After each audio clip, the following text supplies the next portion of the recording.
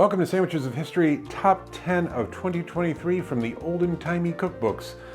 These are the ones that scored the best from the Olden Tymee cookbooks, so we're not including anything like sandwiches of our history or international sandwiches, or anything of recent history. All of these scored 9s, so there's no real particular order per se, so let's just jump into it. The first sandwich we've got is from 1936's 1001 Sandwiches, and it's the Avocado Sandwich #1. Now we start off by toasting some bread, then with a half an avocado we mash in some salt, paprika, and a little bit of chili sauce.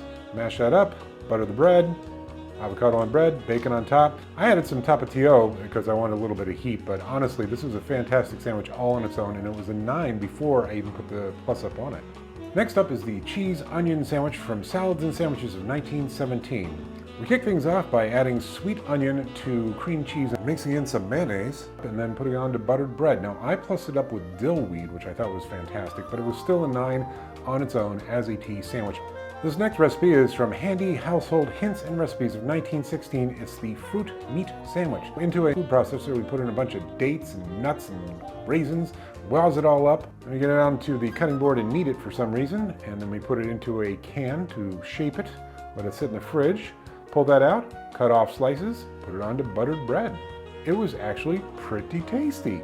I plussed it up with a little Granny Smith apple, but it was great on its own, honestly. Next up, from 1928, the horseshoe sandwich.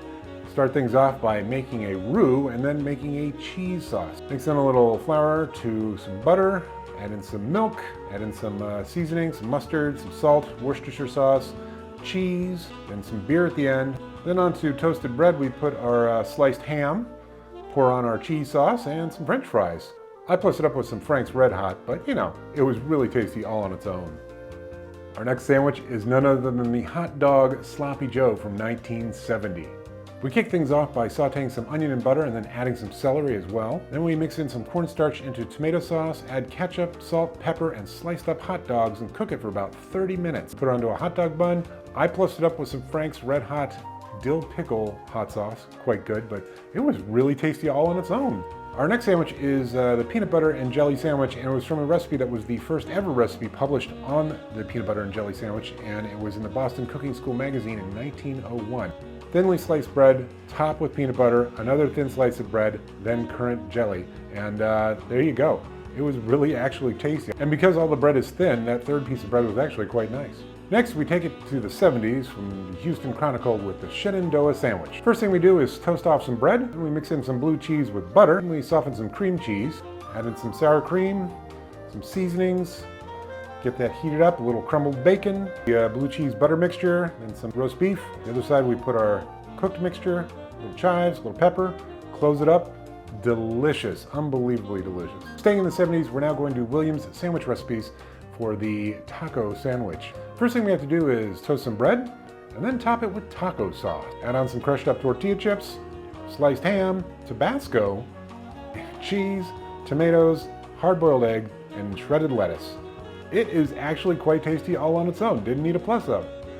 Also from Williams Sandwich Recipes of 1974, the Betty Engels Special. For this we have to kick things off by making a roux, melting butter, putting flour into it, then adding milk, cheese, Worcestershire sauce, a little salt, pepper. Spread our mixture onto a hot dog bun, topped with a piece of Swiss cheese, bacon, hamburger patty, onions, tomato, and then we pour the cheese sauce over top. It was ridiculous and it was delicious. Our last sandwich on the top 10 sandwiches of 2023 from the Olden Tymee cookbooks is not really a sandwich, it's more of a snack. It uses saltines.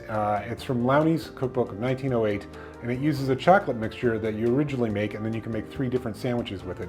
The chocolate mixture is made in a double boiler and has red wine in it, and it actually is kind of tasty all on its own. But here, we spread it onto a saltine cracker, add in chopped walnuts, and I plussed it up with a little mole spice seasoning. And it was tasty all on its own, but it was even better with that mole spice. Well, by its nature, the top 10 list is going to have some left off of it. So sorry if you didn't see the sandwich you were hoping for on the top 10 list of 2023 for Olden Tymee cookbooks, but what are you going to do? Join me tomorrow when we'll go through the 10 worst sandwiches of 2023. See you tomorrow.